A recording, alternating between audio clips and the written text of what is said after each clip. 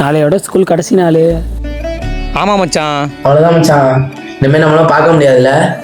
வெடி மச்சான், செலிப்ரேட் பண்ணலாம் கேக் வெட்டி. சரி மச்சான்.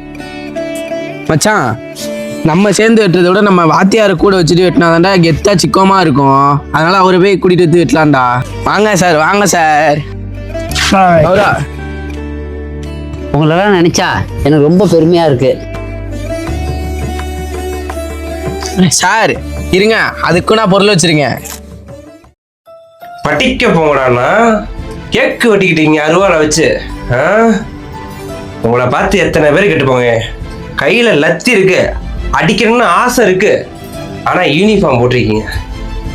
படிக்கிற வயசுல அதெல்லாம் தாண்டி என்னென்னமோ பண்றீங்க. உங்களெல்லாம் அடிச்சு கூட திருந்த மாட்டீங்கடா. அவனை பார்த்துட்டு வரேன், அவனை அடிக்கிறேன் போயிட்டு.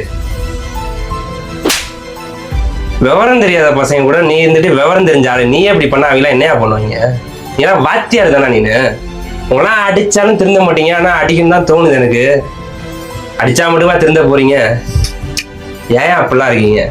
அவங்கள படிக்க வச்சு மார்க் எடுக்க வச்சு சந்தோஷப்படுத்தி பார்க்கணும். அவங்க கூட சேர்ந்துக்கிட்டு இந்த மாதிரி கேக் வெட்டிட்டு ரவுடி சனத்துல போய் பெரிய ஆள் ஆகக்கூடாது. நீயே இப்படி இருந்தா அவங்களாம் என்ன ஆவாங்க?